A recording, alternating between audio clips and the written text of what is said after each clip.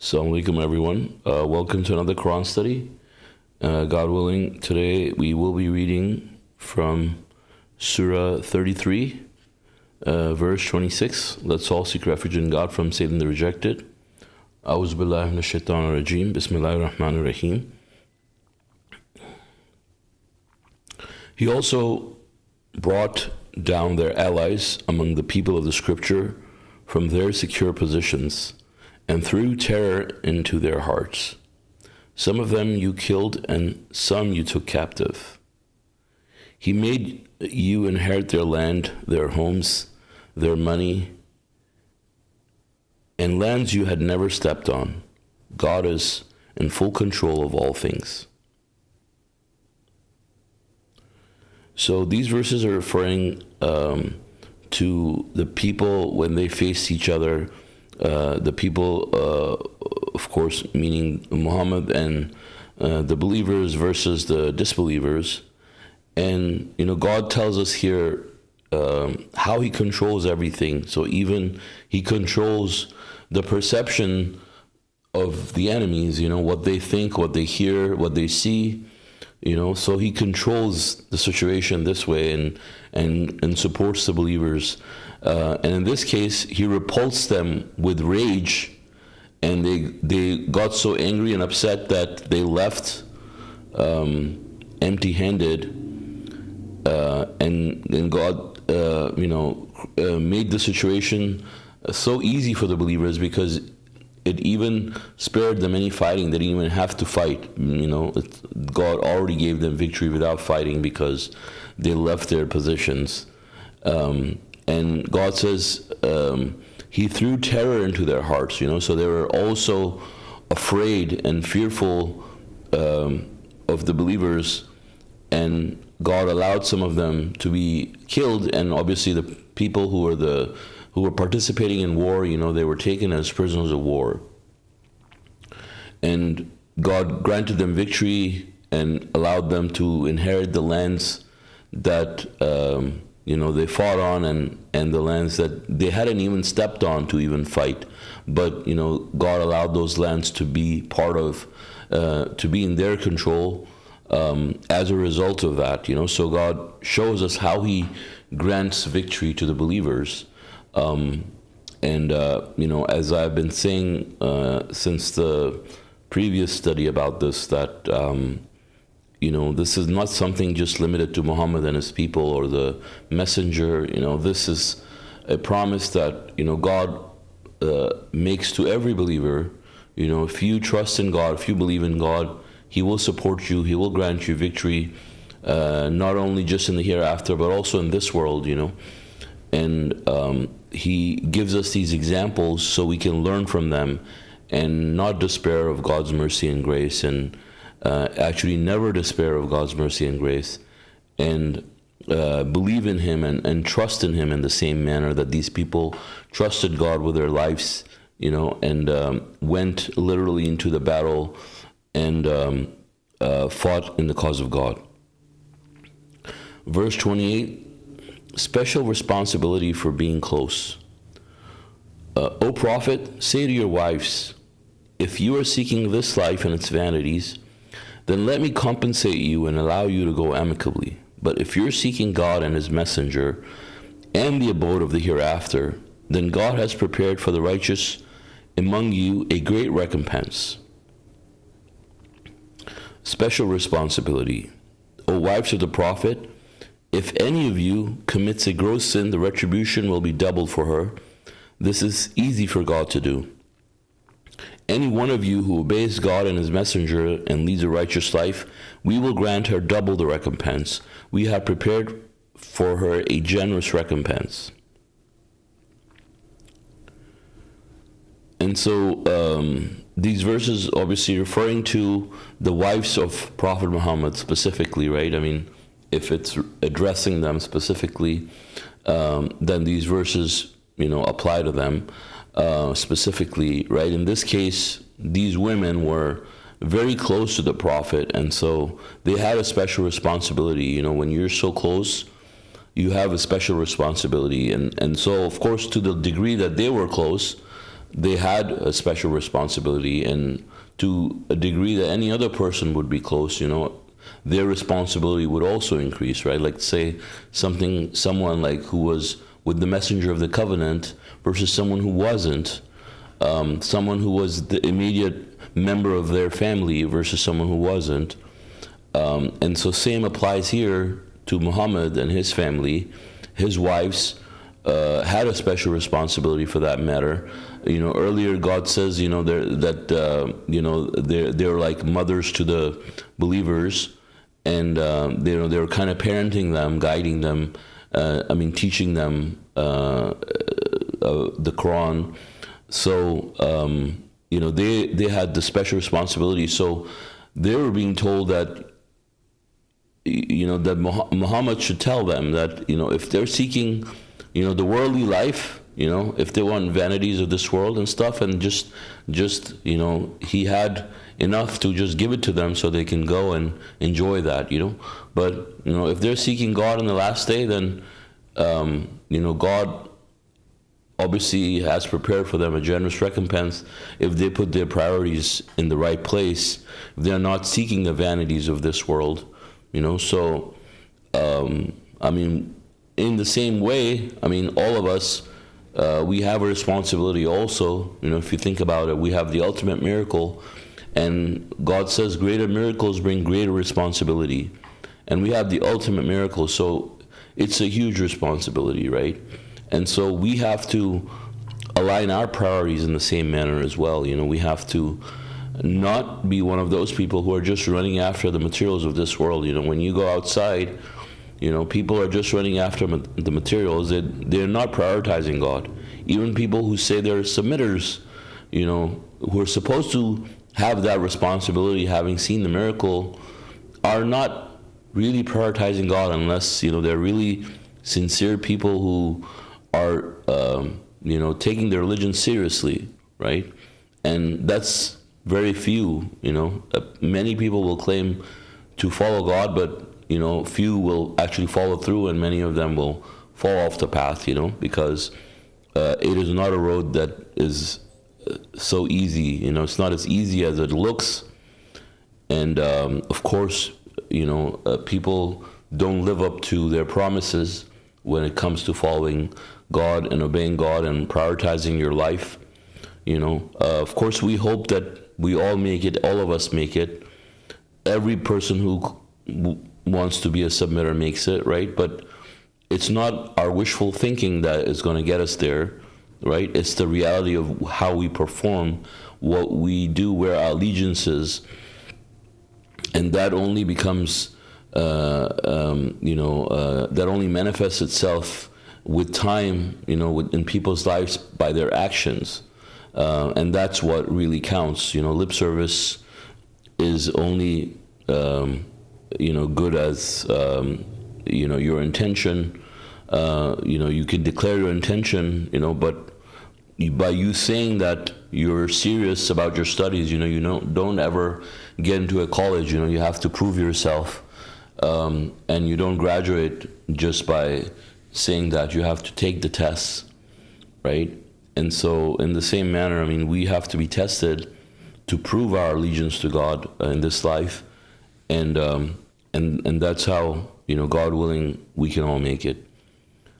Setting the example, verse 32, O wives of the prophet, you are not the same as any other women. If you observe righteousness, you have a greater responsibility. Therefore you shall not speak too softly, lest those with disease in their hearts may get the wrong ideas. You shall speak only righteousness. You shall settle down in your homes and do not mingle with the people excessively, like you used to do in the old days of ignorance. You shall observe the contact prayer salat and give the obligatory charity zakat, and obey God and His messenger. God wishes to remove all unholiness from you, O you who live around the sacred shrine, and to purify you completely. Remember what is being recited in your homes of God's revelations and the wisdom inherent therein. God is sublime cognizant. And so again, it's talking about the wives of the Prophet and how they are supposed to set the example, right? Now, one can say that these were just verses that are addressing the prophets of wives of the Prophet. It doesn't apply to them, right? Which technically it doesn't, right? But what does it say? It says they're setting the example, the subtitle, right? So that means that, you know, God, even though God is specifically telling them this thing, but specifically God is telling them because it's more important for them to set the precedent, to set the example. But set the example for who? For people who can see the example. An example is not, doesn't mean anything unless it's supposed to be followed by someone as an example, right? So they're setting the example for other women and other people in general, you know, to follow that example, right? And so, you know, this would apply to righteous people to follow that example, right? And so the women are being advised here. Well, in this case specifically, these wives of the Prophet, that they shall not speak too softly, lest those with disease in their hearts get the wrong ideas, right? So it's possible for you know, men with, as it says, disease in their hearts to you know, get the wrong ideas. Like if a woman, you know, is polite, you know, like maybe she's overly polite, or maybe she's just too polite, this gives them the wrong ideas. Or maybe she likes me, or she's interested in me, even though she's married to the Prophet, imagine, right? And so you know, of course, that's why it's a bad thing. And so these women are being advised to watch their tone as they talk to the men, so the men don't get, you know, bad ideas about them, right? I mean, their intentions. And they should only speak righteousness. So like they should not be like too friendly and stuff, you know, like they should just communicate what is necessary, you know, to the point, and, you know, not like try to be too friendly with other men, right? And I think that's a righteous quality to have for women, you know, and it's good for, you know, women who have that quality, you know, it shows righteousness. You know, we've all seen, you know, different types of women in this world, and there are women who will do that and then, you know, pass that off as just, you know, this is just my brother, you know, and stuff like that, and they just you know, are constantly in like a flirtatious type of environment, you know, and of course, you know, they pay the consequences for that. And so they're also being told here that, you know, they shall focus on their submission, right? So instead of going around and so mingling with the people excessively, you know, they were going out and mingling with the people, you know, they're going here, they're going there, and, you know, I mean, you see women do that a lot, not just women, you know, men also do that, right? But the thing is, women whose priorities are confused would do that excessively, right? I mean, the idea is excessively. So, you know, some people would do that excessively, right? And so these women are being told to focus on their submission, to settle down, and, you know, focus on their contact prayers, their charity, and focus on obeying God and His messenger.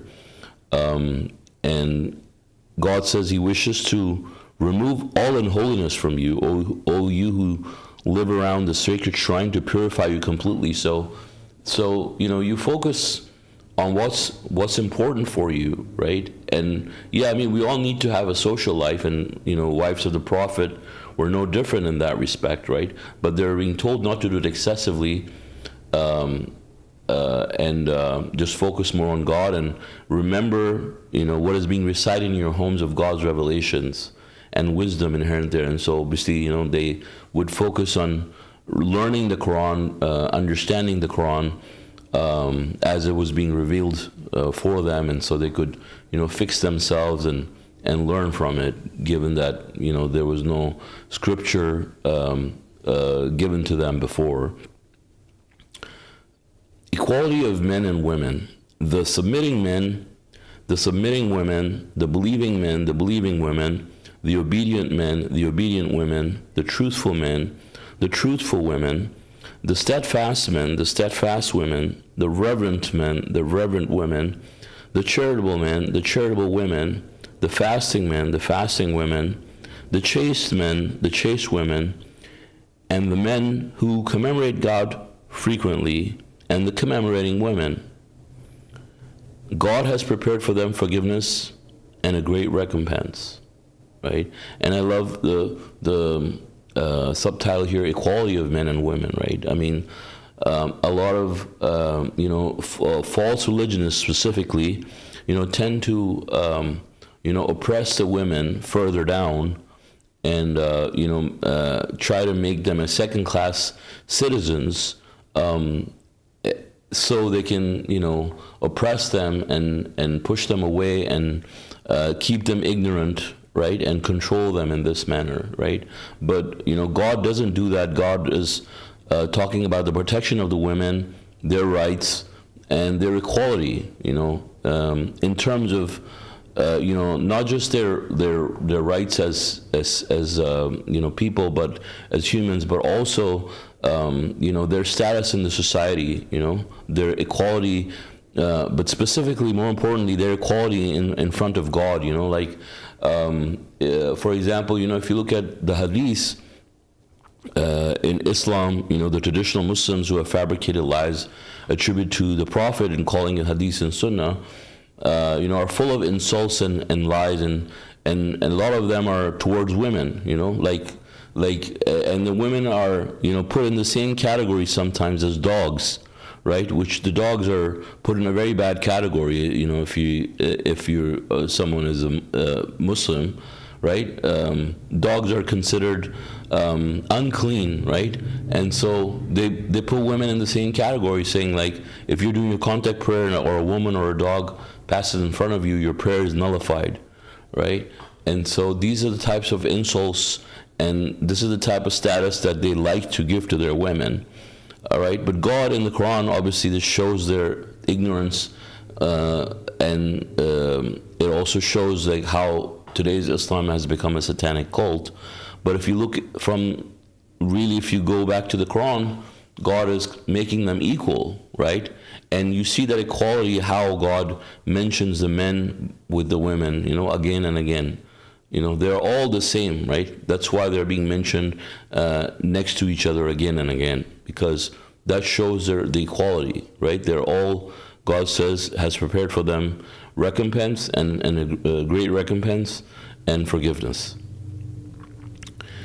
Major error committed by Muhammad. Muhammad the man disobeys Muhammad the messenger.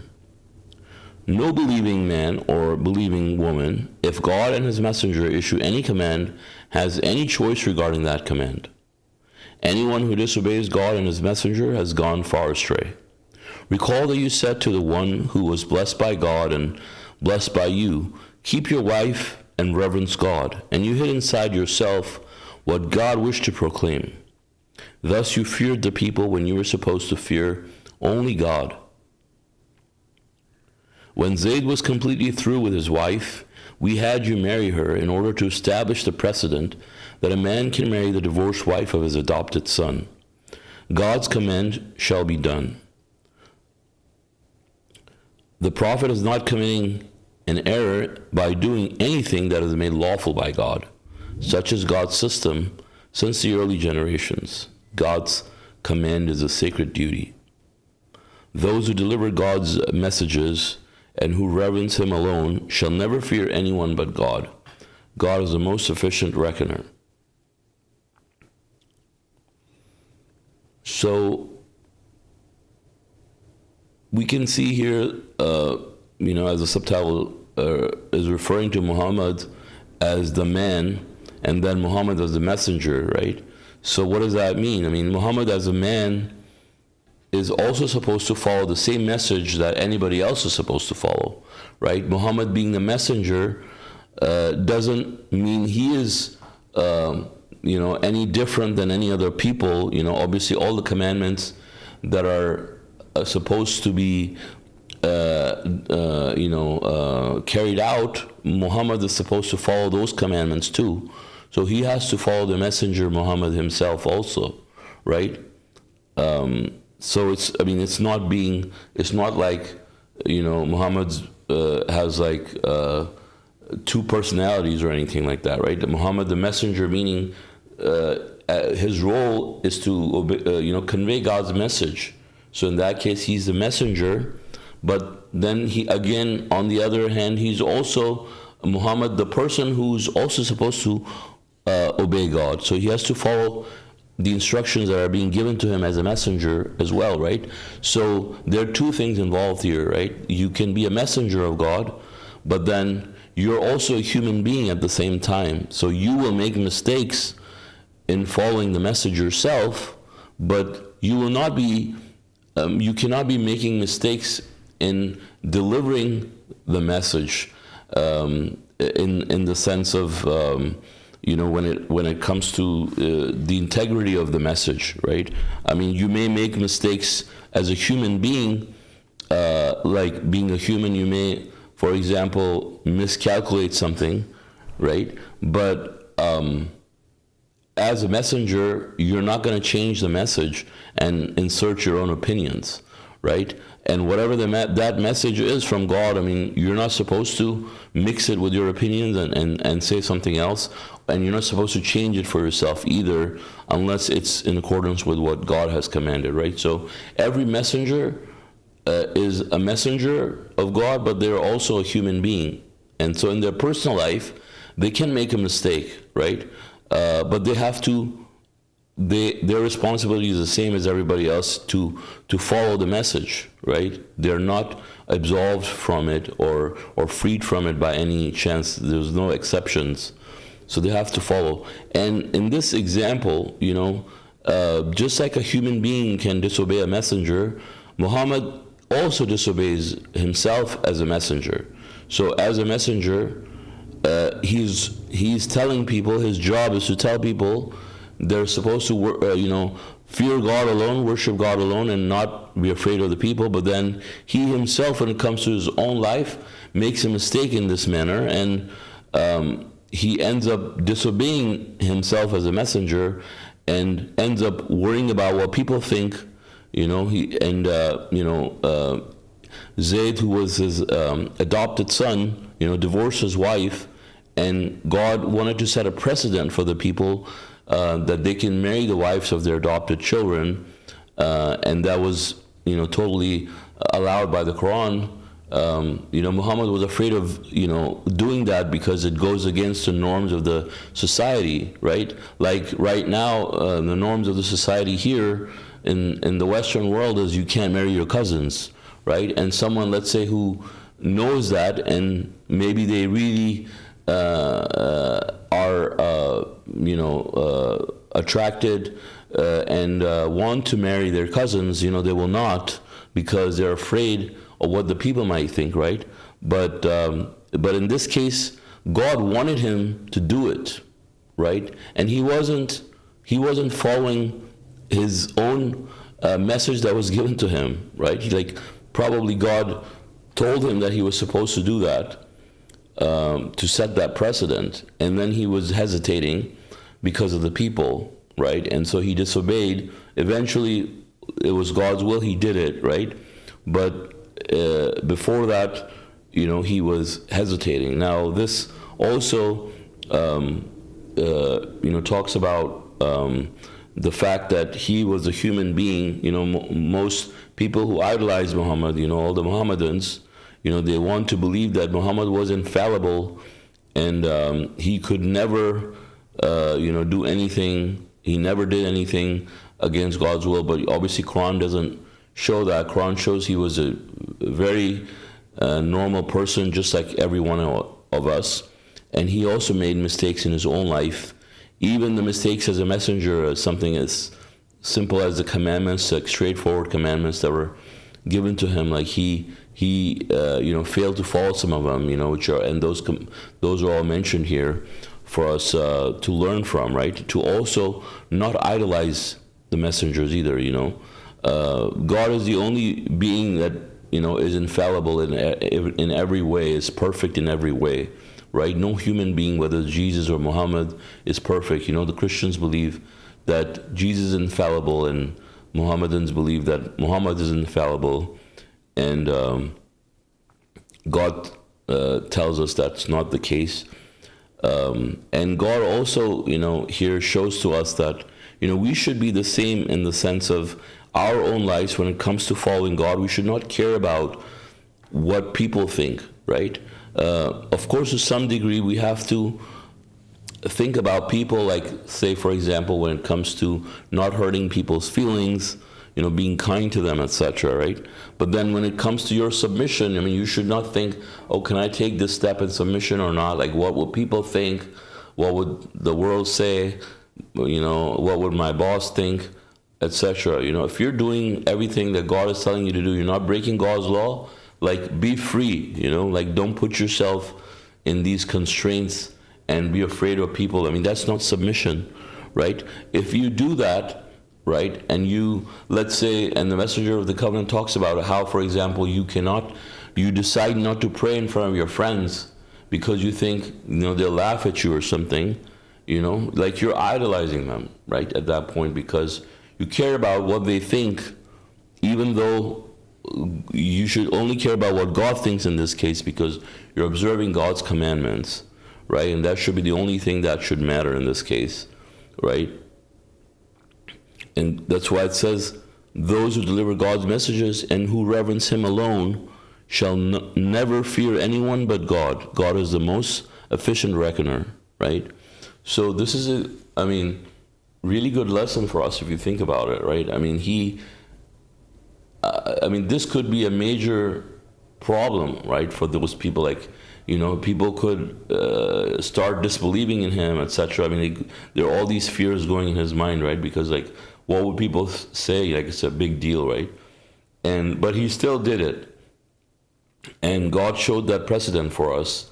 Not that we're gonna be in that same situation and marry the wives of our adopted children, or maybe some person would, but in general, the rule we have to follow, right? The essence in the commandment here is that, reverence God alone, fear God alone, right? And that will make you live like a free person in this world. You will not be slave to humans around you, mentally. You will not be a slave to people, and your choices will not be dictated by what people around you think, right?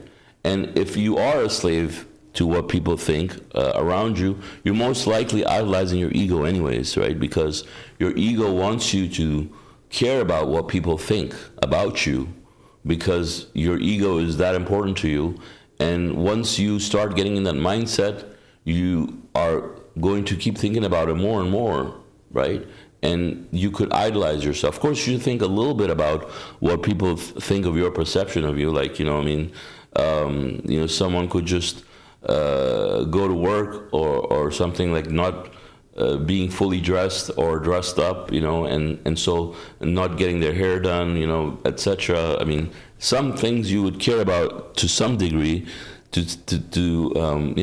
so people don't think you have lost your mind, right? But and you want people to have good thoughts about you, right? But there's a very fine line when your choices are being fully dictated by what people think around you. Then you're enslaving yourself to the mentality that I just talked about, right? And God says that is very bad for us, and we should not do that. Verse 40, not the final messenger. Muhammad was not the father of any man among you. He was a messenger of God and the final prophet. God is fully aware of all things. O you who believe, you shall remember God frequently. You shall glorify Him night and day. He is the one who helps you together with His angels to lead you out of darkness into the light, he is most merciful towards the believers. The footnote for 40 actually says, despite this clear definition of Muhammad, most Muslims insist that he was the last prophet and also the last messenger. This is a tragic human trait, as we see in 40:34. Those who readily believe God realize that God sends his purifying and consolidating messenger of the covenant after the final prophet Muhammad, 381:33-7. And then the second footnote for 33:41-42 says, your God is whatever occupies your thoughts most of the time. Hence the commandment to commemorate God and glorify him day and night. See Appendix 27. So two things here. So first, going back to Muhammad not being the final messenger, right?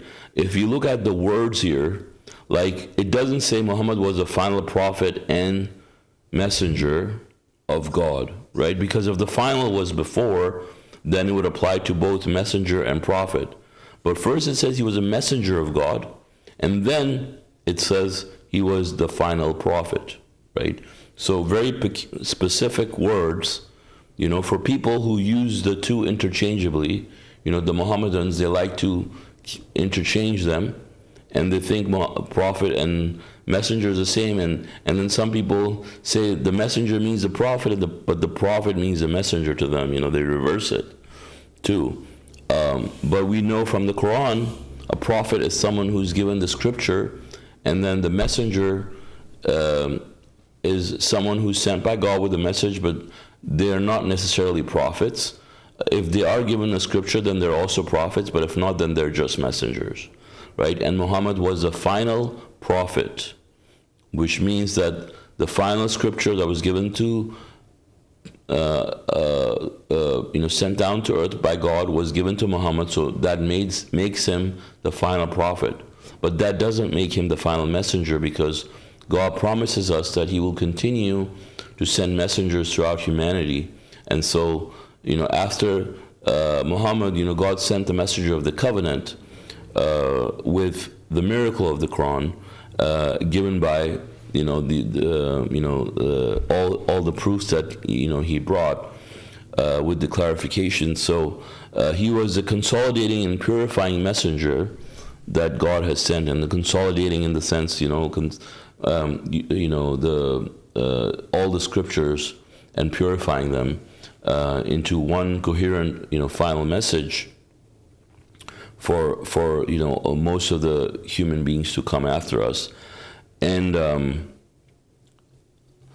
so in that case, there should be no confusion. If you really objectively examine these verses, it's very clear what a messenger is, what a prophet is, and God is clearly saying here. And despite that, people have twisted definitions of what a messenger is and what a prophet is, and they have set up laws to insist that Muhammad was the final messenger, right? That's all obviously stems from their idolization of Muhammad and nothing else, because they idolize him so much that they want to give him that special status, that not only was he the last prophet, but he's also the last messenger. And it's basically Satan's trick also, because he doesn't want any messenger to come and fix the message for the people who have corrupted the message, right? Because if they don't believe that God sent another messenger, they will not listen to God. Even though today's Islam has turned into a complete, satanic cult that, is disgusting. Obviously Satan doesn't want that to go away, but God's plan is to that submission is going to prevail, his religion is going to be purified, and so he sent the messenger of the covenant with the proofs to purify and consolidate the message. And then the second thing about verse 41, very important commandment from God, is to remember God frequently, as much as possible, day and night, right? You shall glorify him day and night. So, Yeah, for some people, glorifying God day and night will make the religion difficult for them. But we have to glorify God as much as possible whenever we can, as much as we can, even though people may think we're crazy, we're mentally ill, but we know we are not thinking about what we learned today, is that we don't care about what people think of us. They can say we're crazy, but as long as what you're doing is following God, you're obeying God's laws, you don't have to worry about it, right? It is an illusion, though, for you to be tested, where it may look like they're thinking of you and they're worried about you, but they really don't care. And even if they do, it shouldn't matter to you. You shouldn't care, because you should care only about what God thinks.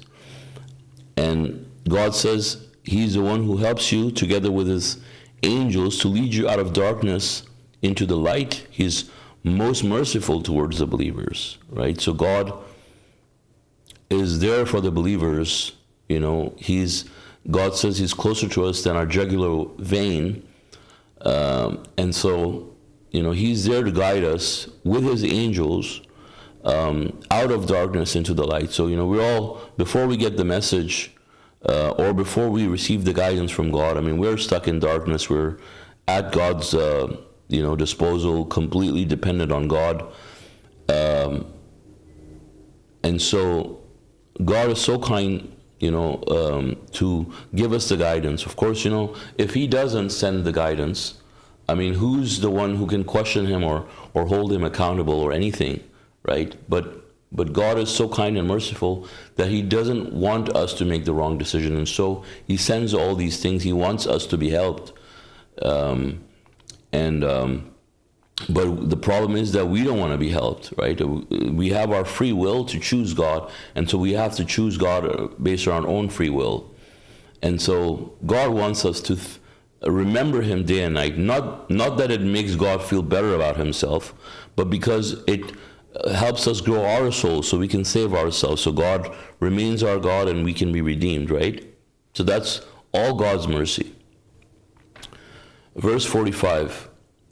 O prophet, verse 44, the greeting, the day they meet Him is peace. He has prepared for them a generous recompense.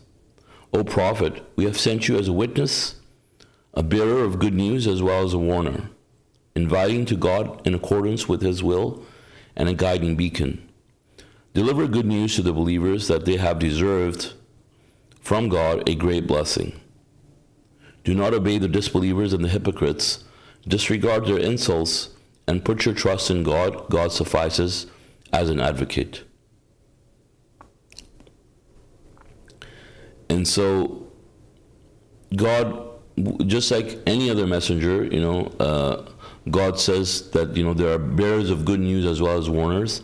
The prophet was no different, and God is telling him here that he's a witness, obviously, for people around his time, to whom He gave the message. He's a witness among those people, and He's a bearer of good news for the believers that they have deserved a great recompense, as well as a warner for the disbelievers and hypocrites that, they have deserved hell.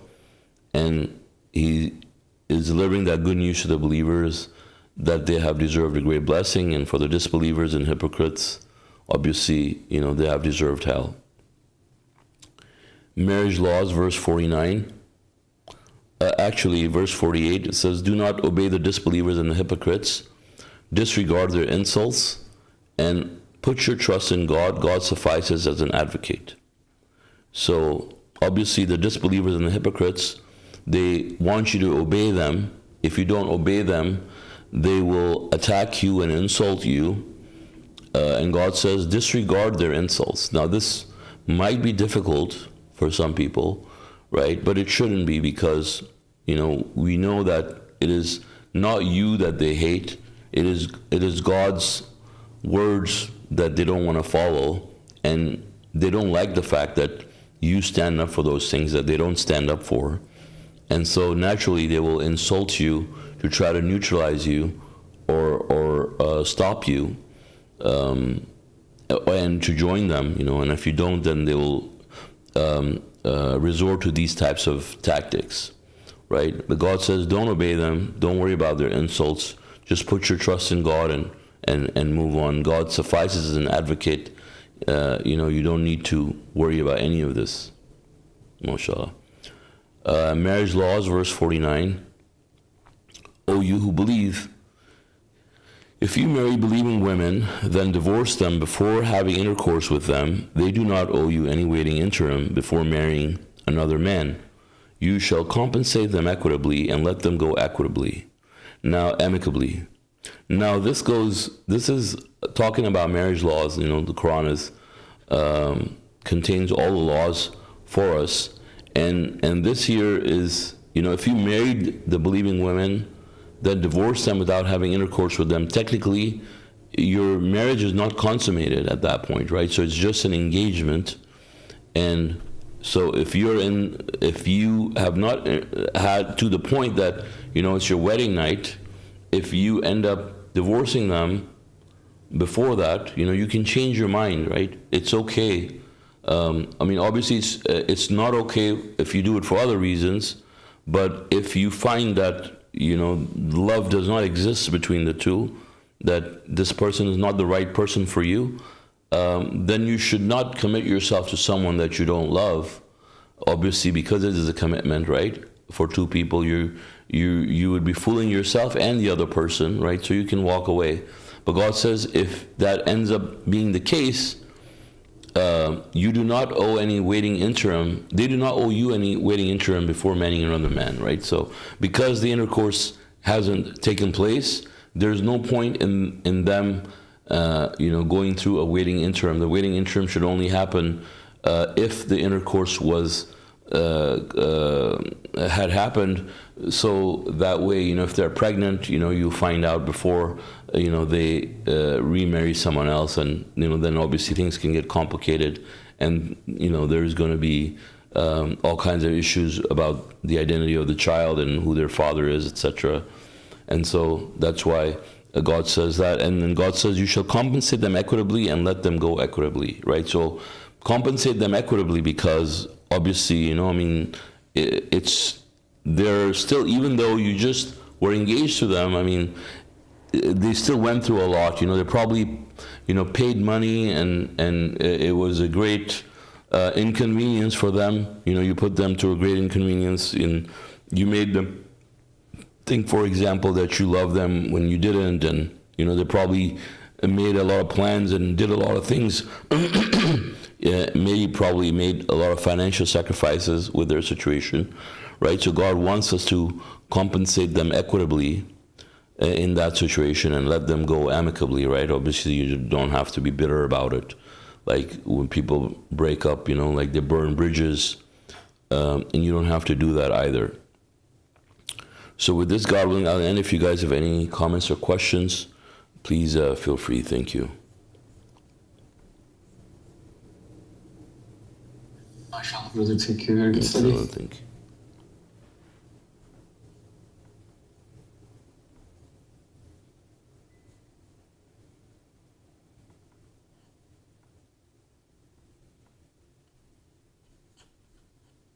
I had a question about the marriage part, brother. You have read the verses and gave an example that God allows a person to marry with their cousins. This is not prohibited, and of course, as believers would always follow what God says. Yeah.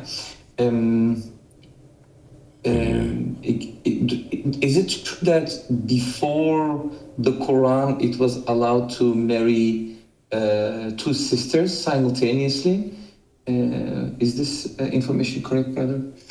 Do you know that? Right. And it changed. That is at least what I knew, but maybe it's wrong. Yeah, that's a good question. I'm not sure if there's anything in the previous scripture about that. We can check, God willing. MashaAllah, good study. Thank you, brother. MashaAllah, thank you.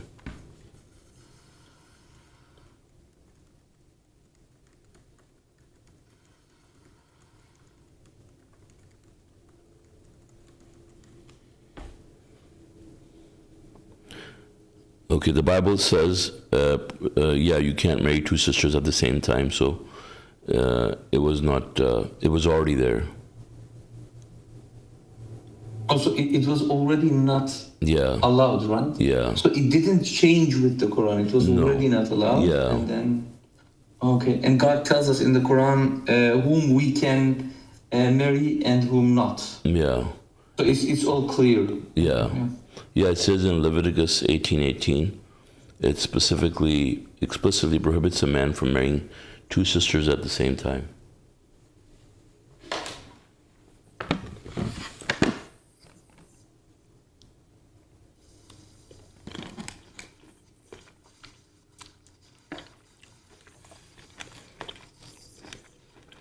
And brother, in the verse where it say, actually the explanation of the Rashad, where Yeah, where does it say?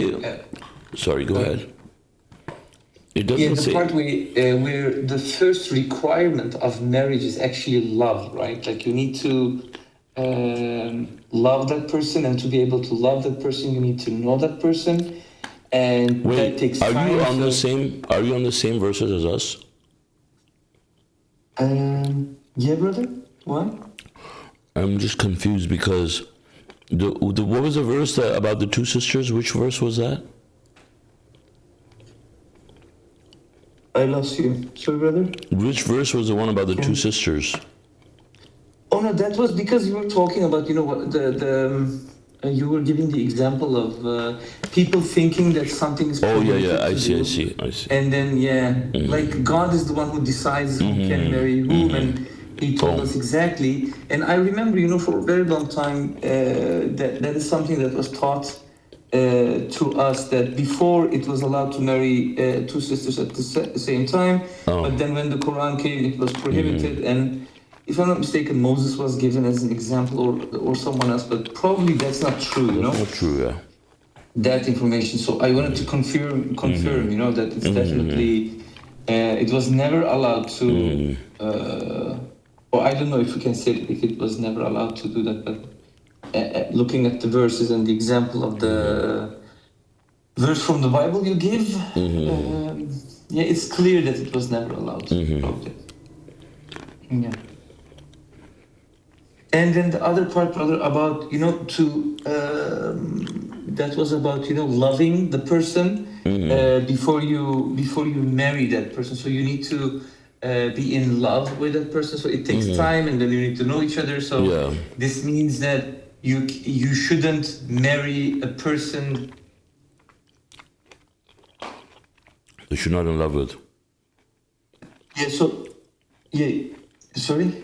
That you're not in love with, yeah. Yes, yeah. So of course, but then, so can someone say, for example, you have also people who become in love, they start loving each other after 1 week. Maybe, like the example of the messenger that he gave, like for 1 year, you need to know each other. I think that's an important part, right? Like to know each other. Yeah, you ask me all these questions about marriage and love, and then when I respond to you, then you say I'm Dr. Love, so I'm not going to respond. Again? But I didn't hear you. No, I'm saying when we have Quran study, you ask me all these questions about marriage and love, and when I answer your question, then you say I'm Dr. Love, so I'm not going to respond to your question. Okay. I'm just kidding.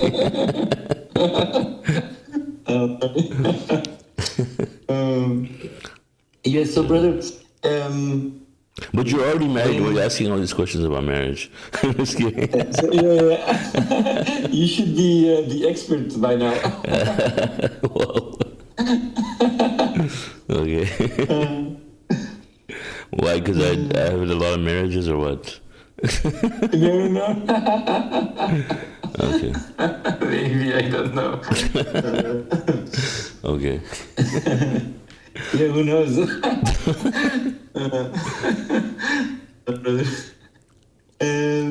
So the question was, so when God says if you are in love with each other, that means that you are meant for each other, right? That you are meant to marry each other. Right.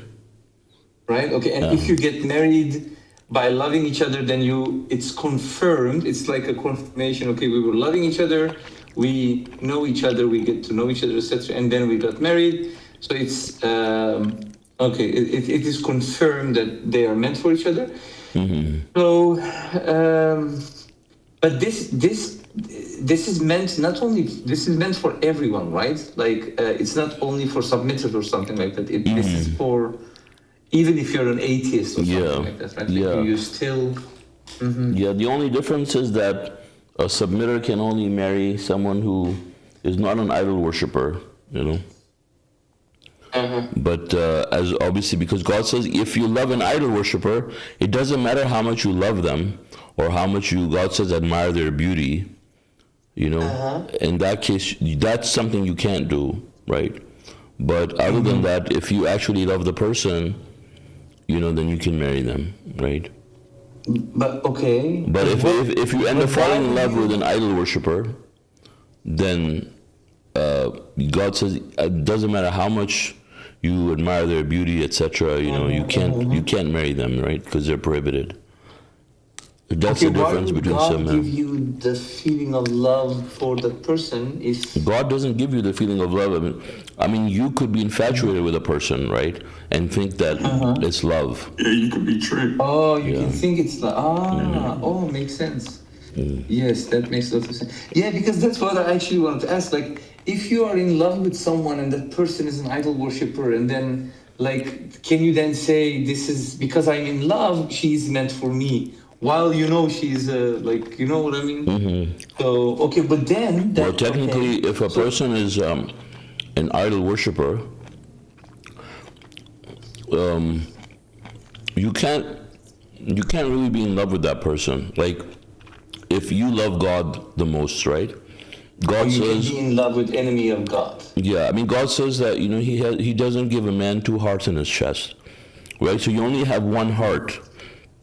Right? And so in that same heart, you know, if you really love God the most, you know, like imagine if it's your parents, if you really love your parents the most, and you have another person in your life that doesn't love that person, you can't love the same person that hates the person you love or is an enemy of the person you love even more, you know? Because you only have one heart. If you have two hearts, you know, then sure you could put them in the other compartment, you know. But that's the whole idea. Is like, and we have to think objectively about that. You know, when it comes in general to having relations with other people, because you know, people don't pay attention to the reality. They don't look at they don't only look at the surface, right? But someone who is an idol worshiper, you know, is betraying God, right? It's a betrayal. And so someone who's betraying the one you love the most, you can't love God. Either you don't love God or you don't love the other person, right? You can't love both. Like, it's like, to me, it's like an oxymoron, you know? Yes. Like, you know, the messenger, for example, gives the examples of, let's say, you know, someone who's saying bad things about your father, right? He says, how can you love a person who's saying bad things about your father, right? I mean, and this is so much worse than just saying bad things about your father. You know, of course, that will be something that will make you not want to like that person. And I've seen that, you know, like if you really love. If someone really loves someone and has a high place for them, if you say bad things about them to that person will start hating you, you know? They will actually start hating you because they love that person so much, you know? Yeah. I wish I could give you examples, like real life examples that I can't share. Okay. Yeah, but I understand now the thing better. Yeah. Yeah, like for example, you have like a very good friend of yours, and then you love that person, and you're friends for so long, and that person starts to say very bad things about your mother, for example. Starts to say Yeah. extremely bad words, and then like very very bad things. Of course, you're not going to accept that, and you're going to. And it's going to finish your relationship with that person. No, you're even going to fight with that person. Yeah, exactly. You could get physical with that person. Yeah. Very quickly. Yeah, and that shows where you are at actually, right? Like, Yeah, like I used to see like the yo mama jokes in school used to start people fights. And like people used to fight just over yo mama jokes. Really? Yeah, like when I was in middle school, like that would like people would get very, take that very seriously. I mean, like I guess if it went too far, I mean everybody know they were joking, but still, but they would make up after and stuff, I guess. But no, it was just. Says your mom was so fat I took a picture of her last Christmas and it's still printing.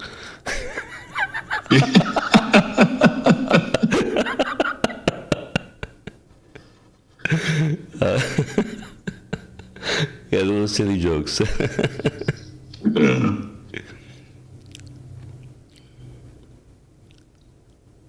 Yeah, good points here. Like God does not give somebody two hearts, so you have to just be devoted to God alone. It'll come naturally. Yeah, it says your mom was so fat she put on her lipstick with a paint roller. Stop reading these. Okay, no more jokes. No more your mama jokes. Sorry. Focus, John. Yeah, sorry, I got it. Okay. Yeah. So, Brother Nizam asked the question. Brother Nizam, it's where is he? Welcome, brothers. Yeah. Yes, Assalamu Assalamu alaikum, brother. How are you? I'm good. You joined us for Father's Day?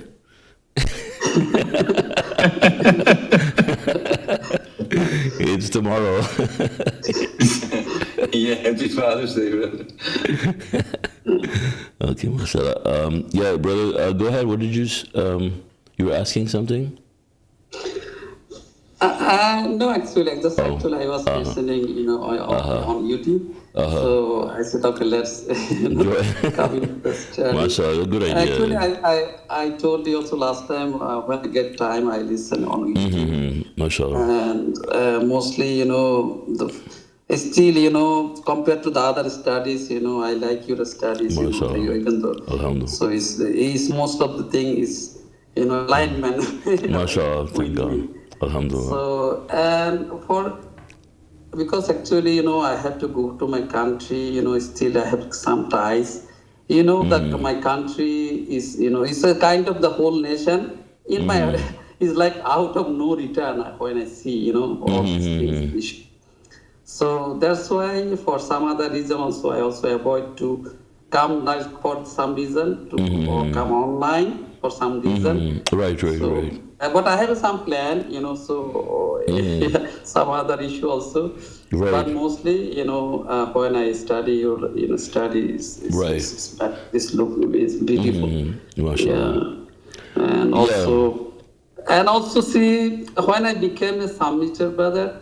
So anyway, so if I can discuss after because I think we are in the Quranic studies still, right? Yeah, I was gonna say for people who are listening also, like if you like our studies are broadcasted online, right? And so like if you are worried about or concerned about being noticed or whatever online, if you are from like another country, like brother you were saying, you can always you don't have to come with your real name and your real picture. You can create a more anonymous profile and come on with a fictitious name if you want, so that way you can freely participate in the Quran studies and ask questions, make comments, because the whole idea of joining a Quran study would be, like we could all study the Quran ourselves, right? But we learn from each other's perspectives, and so like having other people, share their ideas and perspectives, helps us learn, those perspectives, and it makes our Quran studies even better and more enriching when we have different perspectives from other believers. It helps us all learn collectively. So you can always join with a different name, with a different picture, and join the studies, if you are conscious about being on air and revealing your identity. Yes, okay. I understood also. Yeah. And also, I don't know, my memories also is not that good from a couple of years, because some of my I was struggling so many things, and I forget so many vocabularies now. So even so, my English also, I was trying my best to improve my English. Yeah, see if you join not more. working, so sometimes I don't comfortable, so Right. if I cannot explain my things, properly, so that's also Yeah, I mean, another issue. you can always write it in a different language, which you're comfortable with, and translate, with AI and stuff, and just post it in the chat, or then read it out. There's a solution to every issue. Yeah, I was able to speak Persian for a short while for a purpose. Yeah. I was just thinking about Yeah. example. I just recently posted a video in Arabic, fluent Arabic. You can hear me talking fluent Arabic. Because it's not me. Yeah, it sounded just like them. It was very good. Yeah. Amazing. And also, I was also looking, like for good, some other submitters who can, do the Quran study with me in Bengali. But it's very hard to find any people. I was paying for when I became, I see, almost submitter almost 6 years in whole New York City. I pay so many people. It's very hard, and sometimes people say, "Oh, maybe they understand. They, join or something." And after couple of months, and nothing, happening. And also, right. There's also the people I was with the joining, the Juma. They have some people, and also we have some, disputes about the circumcision and other things. That also another issue. And even in our country, when I became a submitter, I found like couple of people, submitted, and they have so many things. It's look like instead of like growing the submission, and it's look like a decline the submission. So many people are doing so, divided. Some people are following the Alban, some. How come? Sometimes I become so hopeless. I say I'm looking for someone in Bangladesh. I can. So in Bangladesh, it's a kind of isolated. I'm just isolated from the world. Yeah, you're saying there are people in Bangladesh following Alban? Yes, brother. Some I mostly a couple of people, even though they also. Translate the Quran, the Rashid Khalif one in Bangla, and they spend good time. And the person, he also mostly involved, and I like him because when I listen to him, this is look like he was knowledgeable, love. He's young, but not like, and he also like against the circumcision. So that's why I just keep in touch with him. But now, from 2-3 years, he became the follower of like the Alban, and I said, how come? And he's so, not only one, couple of people, like only for few submitters, and from them, like 6 people, I think, and became like strong follower of him. And so what to do? This is, and I talked to them. I said, it doesn't make sense with me. So many things he was, contradicting the teaching of the Rashad Khalifa. I explained, but I think they don't, recognize it. Even recently, when I visited that their website, so many things. Even they changed the translation to the authorized version. Like they smoke, the one verses 44:13. The messenger explained that this is for the messenger of covenant, and now he changed to him. This is not for the messenger of covenant. This is for the Alban 14:13. He said. Oh. Yes. Right. How come? Yeah. They're just idol worshippers. Yeah. So we read from Surah 33, verse 26 to verse 49. So I highly encourage everyone to go back to the verses. We read a lot of verses, and let's talk about those verses. God willing, discuss the verses. Any comments or questions? And God willing, after that we can talk about off-topic comments and questions also.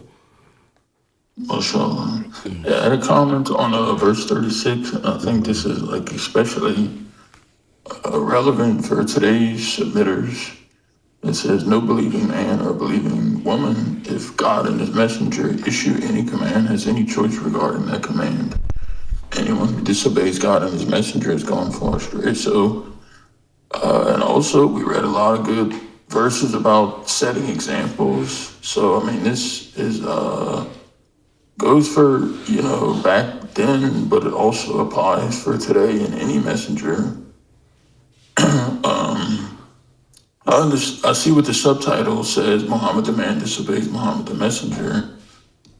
But we can also think about this in light of things like insurance, because, I bring this up a lot because it's just really perplexes me, like how people claim they believe in the messenger, and when it comes to issues like insurance or other things, they just completely disregard him, and this is it's like a complete contradiction in their belief, so there's also other very good verses in the Quran about not elevating your opinion above God and his messenger's opinion. The messenger doesn't have an opinion, but this is, of course, we read the following verses about 37 and 38 about the what that verse was talking about.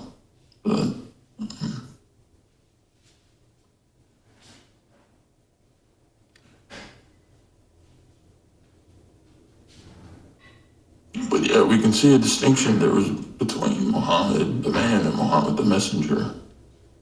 And so even these messengers are people just like us who are tested, right? And they have to obey everything that's coming to them.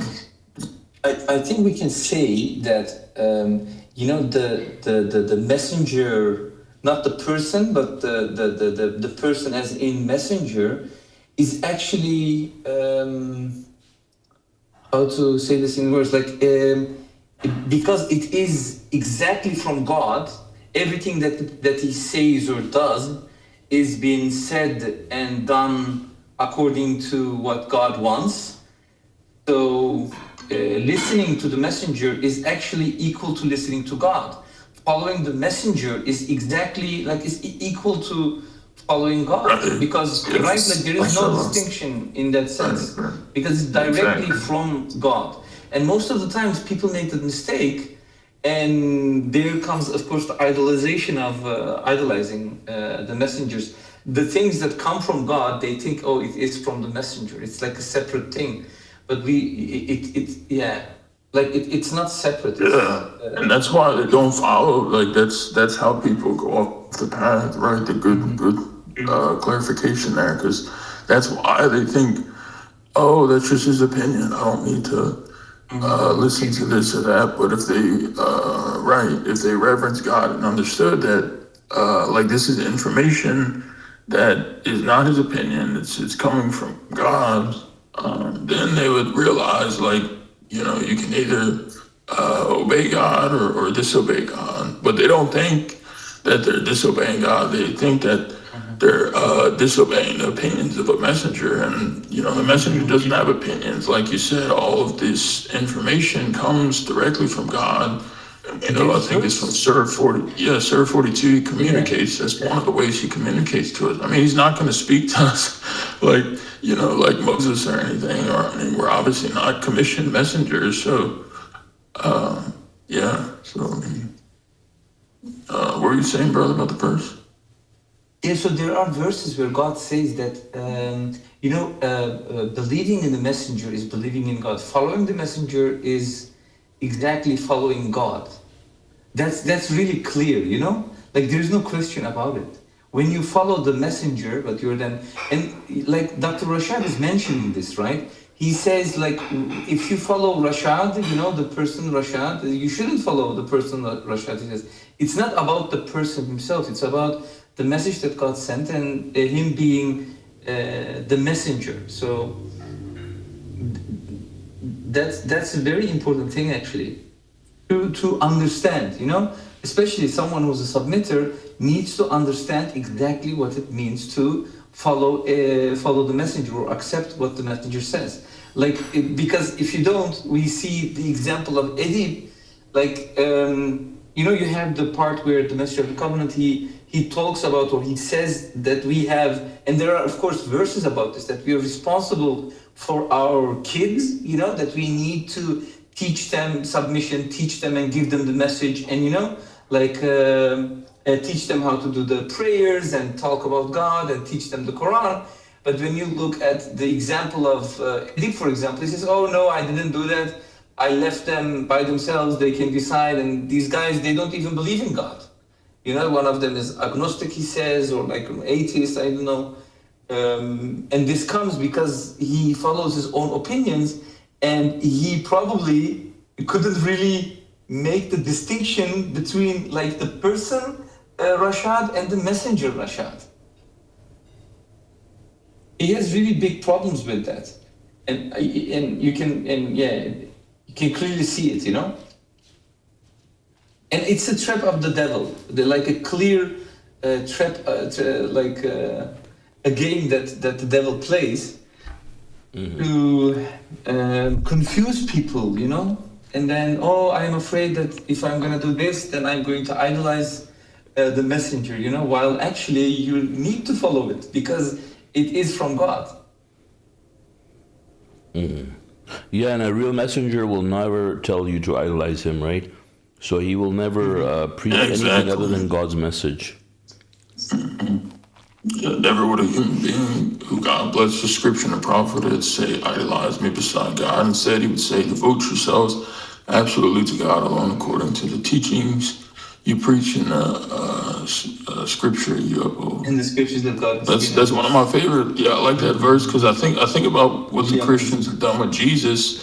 And I've like even used it. I'm like just think logically for a second. Like a righteous prophet like Jesus would not tell you to worship him and praise him. That's literally what the devil does, and that's what like all these evil Jesus said the teachers.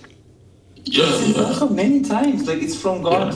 He said, "Worship God alone." Yeah. Like I mean, imagine like how unrighteous it would make any of God's servants that would say, like, "Oh yeah, like focus on me, attention on me, and worship me, and such." Like, but people think like that's the case, but. Yeah, I mean, that's also an example, you know. It's not literal. For example, like when God says that a messenger will not say idolize me, right? Like one way of idolizing would be to like worship worship the person. The other way would be to, the person could give a commandment other than the commandments that God is actually giving, and then naturally by following him, you are idolizing him, you know?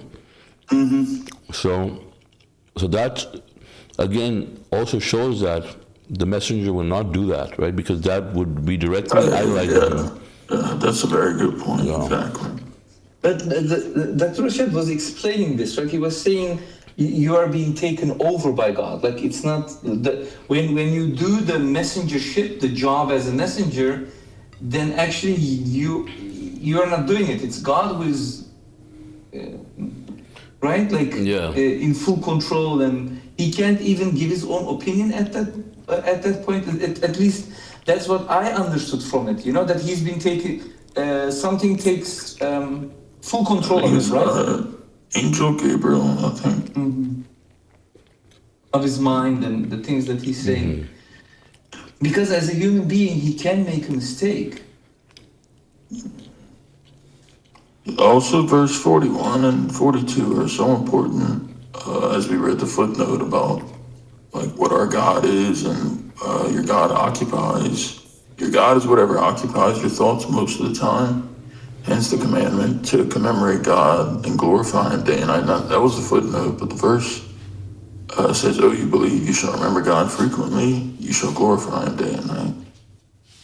So this is so important. And also, we can see Appendix 27, as the footnote says, for more information.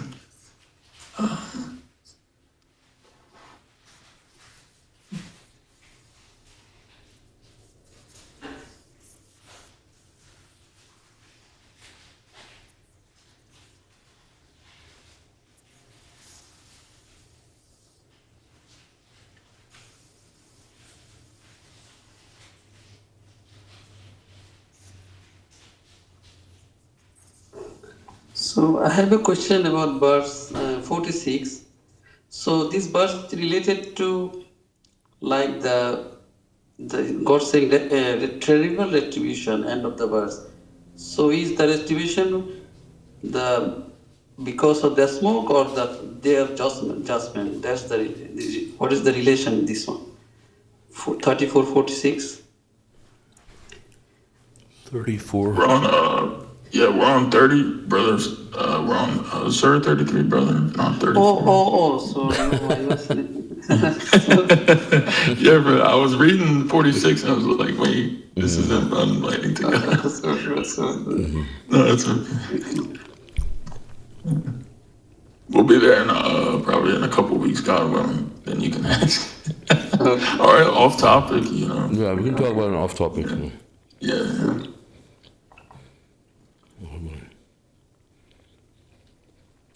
Yeah, verse 48, do not obey disbelievers and hypocrites, disregard their insults, and put your trust in God. God suffices an advocate. So yeah, this is an important reminder for all of us, you know, not to obey these people because they would want to revert us. They would want us to become like them now that, you know, we've believed and submitted. And I mean, we could even see this, you know, like a lot of submitters have gotten tricked, you know, and even, you know, the submitters that have gotten tricked and were given heads up about these other hypocrites. And after the fact that, you know, they find out, I mean, these are in these other groups, you know, and they still insist, you know, or don't want to acknowledge the fact that, I mean, I was talking about this the other day, and that's exactly why, because these very same, you know, submitters were wanting, I mean, even people like myself to join these groups some time ago. And I mean, then they find out, and then, you know, if you would have joined them, or I would have joined them, you know, you become like them, and you end up, you know, idolizing your own opinion or your ego, or falling into some trap like circumcision, you know, or anything else, you know, these other, because another thing, you know, we see that they don't draw distinctions, and so this is what also hurts these people, is, and that's why, you know, like I think one of the individuals I was thinking about, and some of the things he was saying. I mean, if we look like what this verse is really talking about, I mean, how can you uphold this verse if you don't know, or if everyone is a submitter in your eyes, right? If everyone is, they're just, they're all submitters, and some of them are duped, but they're all okay. I mean, how are you gonna listen to this verse? How are you actually gonna listen to God and protect yourself in this regard? How are you gonna draw the line, the distinction between right and wrong? What God advocates, what Satan advocates ultimately. So that's why it's important. But there are people, not in this group, and not to like try to even say group, this group, this group, this group. There's submitters that are dedicated to God's message and upholding the truth, and then there's people who aren't. So I mean, if you're not doing this, listening to what God advocates, upholding His message, if you're compromising and sitting with God's enemies, you're going to become like them. And it's part of the reason is because they don't want to look at these people as enemies, or they make excuses for these people, or like, oh, maybe they'll come around. Well, if they come around, that's good, but you have to at some point separate yourself.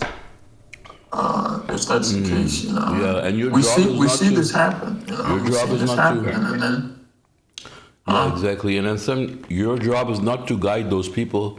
Your job is to save yourself, So you can't go and risk your own soul to say that you're going there to rescue other people, let's say, like a firefighter. yeah. Like if someone's trapped in quicksand, like I'm not gonna jump in the quicksand with them and get something. I'll maybe throw them like a stick or a log or try something, but I'm not gonna go. You try to, maybe talk to them for a bit, but they don't want to grab the log, and they just want to figure it out their own way. I mean, They just want to suck you in. They just want to pull you in. Yeah, exactly. They know they're sinking. It's just like the devil, like the messenger said, the devil knows and he wants to take as many people with him. And, he's going to specifically target people who have gotten the message, the submitters. He's going to try to target these people. So that should also be a clue for us, to be on our take everything very seriously, like with our beliefs, and ask God to help us, because only God can help us. We can't help ourselves. We're not so smart or so wise to like figure things out and or try to help guide these people or this or that. I mean, we have our own necks to be concerned with. Yeah, I mean that's an excuse too. I even see like. Yeah, it's a common excuse, like people try to save another person or something, and but that's not the right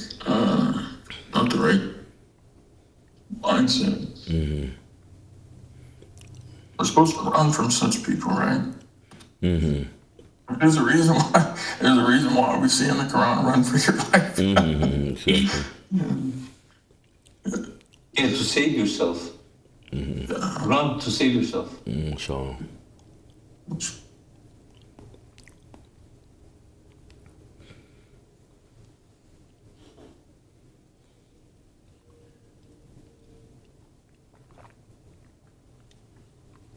All right. So, are there any other comments or questions about the verses that we read?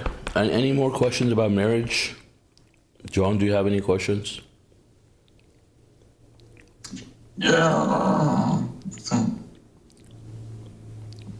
You want to know how to find a spouse?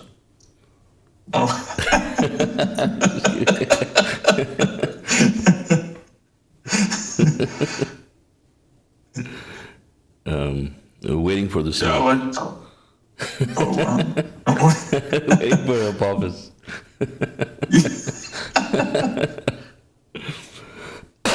Yeah.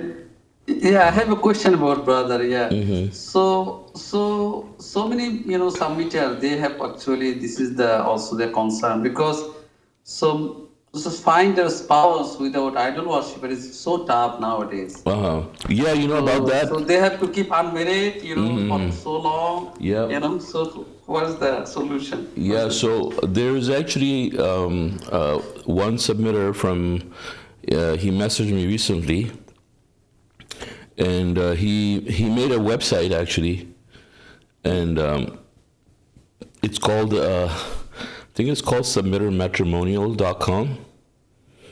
Yeah, but you can probably expect a lot of Indian people,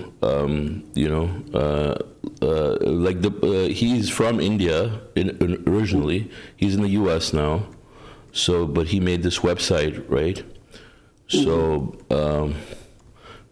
Yeah, I think their idea was that you could find couples, like you could get introduced to other submitters, but I basically, my advice to them was to make it very clear, like what are the laws of marriage, like getting to know the person. Your marriage should be decided not based on, for example, like coming from the South Asian culture, like what does the man do for a living, and where his parents, who his parents are, and the typical mindset that people have for arranged marriages. Like, we have to be very clear that the messenger even talks about how arranged marriages, the forced marriages, are prohibited. The marriage has to be based on love, as we were saying earlier. So I just told him, I said, at least make that part clear, because you don't want to reinforce something that is prohibited by God, that is a cultural thing, right? I mean, I find that even for submitters, who come from these cultures, it's very hard for them to give up their bias. And I've seen submitters even, do arranged marriages for their own children, right? So we should definitely. So then this person, he told me that they were going to put some kind of like a disclaimer or something like that about what God says in terms of marriage, that marriage has to be based on love, etc. I'll share the website anyways. I think it's called submittermatrimony.com. Yeah. So that brother follow Quran alone, or his name is Ramiz Puji. You might know him. I don't know if you know him. But he was the same person who initially made the Quran available for Masjid Tucson, the later one, the more recent one before. And he's in the U.S. now, and he just messaged me to promote the website, so that's how I found out about it. Yeah. MashaAllah. Okay. Yeah. Yeah. So it says among his proofs, among his proofs. Yeah, it doesn't say anything about love here so far, but he said it was going to be there. So I don't know, maybe after you sign up or something it shows.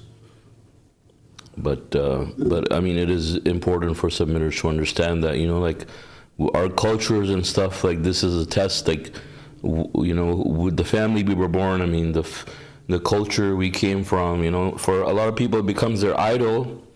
They can't let go, they say they'll follow what they found their parents doing, even if they're not guided, and they insist on, things like that, so you have to be clear. And plus, right, mashallah, and plus even in America, like you see a lot of, I'm sure we've all watched a lot of movies and stuff, and we can actually see, I guess, like I grew up watching these movies and just various topics, and different, but you can see like the plot of like maybe the wealthy parents are not wealthy, but they want their daughter, or it could be a son, but a lot of times it's a daughter to marry into this other family, and the daughter hates the guy's guts, like, and she's miserable. And the parents are being extremely unjust to the daughter, and she's miserable, and she actually finds somebody that she likes, who isn't as, doesn't, and then you can find out why the parents are doing this, it's not for the daughter, it's for themselves, and it's selfish, and it's for family ties and establishments, and we can see, like how unfair and wrong this is, and it's not a good thing. It's like sacrificing. You still see that, like even in this, it's like but it's less. It's like sacrificing an animal, Yeah, exactly. It's exactly like you're sacrificing your daughter to get in line and have these nice business deals, or just have like, your family name, like, oh, this family's prestigious, his son is so and so. Yeah. Plus, people have this idea that money brings happiness, right? So they think that if the person's financially, wealthy, and the family is quote unquote respectable, that their daughter will be happy, right? But if you observe God's laws, that's what brings happiness. And God's law is that mutual attraction is a requirement. So if you want your kids to be happy, let them marry people whom they actually love. Yeah. If you really love your kid, you would tell them, like, look, this is God's system, and it's God's system because it's the best system, and it makes us happy. It makes everybody happy. And if you don't follow it, you're could be guaranteed misery. So, I mean, it's like, but God doesn't force us, He'll tell us the right path, the path to happiness in His law. But we have the freedom to choose it or to burn ourselves if we don't want to listen. Yeah.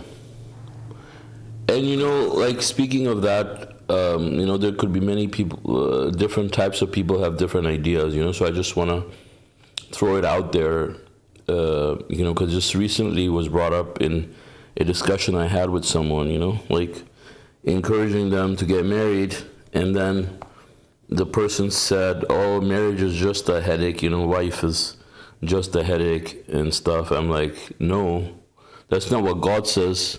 He says it's a lot of stress. That's not what God says. What God says, a lot of.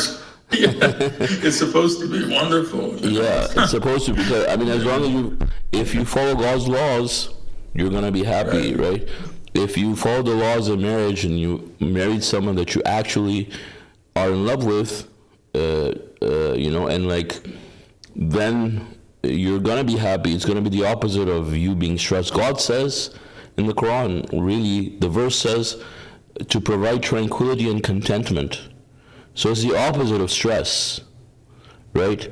She's supposed to make you feel, or he or she is supposed to make you feel like you're on top of some clouds, right? Like he or she is supposed to make you feel relaxed about, whether it's a husband or a wife, depending on whether you're a wife or the husband. We're not talking about homosexuals here, so people don't get the wrong ideas.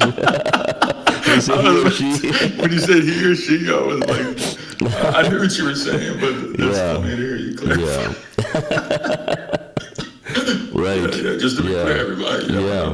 Mashallah. So because now people are saying they're submitters and they're promoting homosexuality too. So it's important to put it out there specifically. It's really something that we have to clarify nowadays.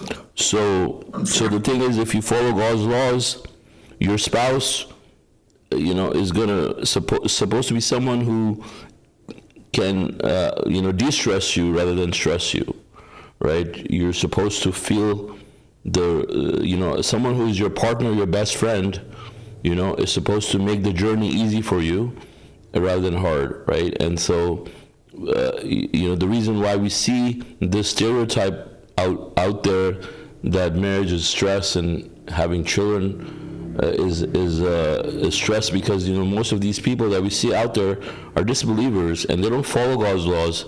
Their priorities are messed up. Most of them will find a spouse based on their financial status or based on their physical outlook, appearance, etc.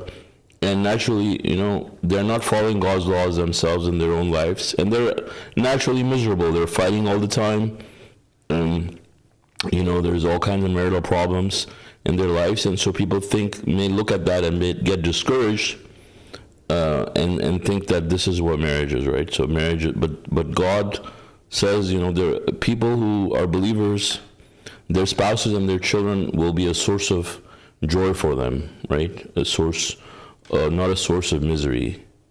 So this idea is from the devil.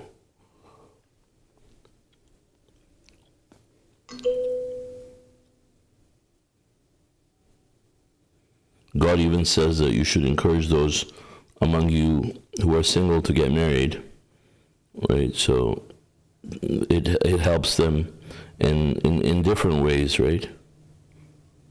Many different ways.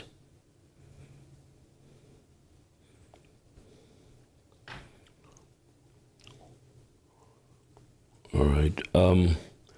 I guess if there are no other comments or questions about the verses, God willing, we can also talk about the off-topic questions now.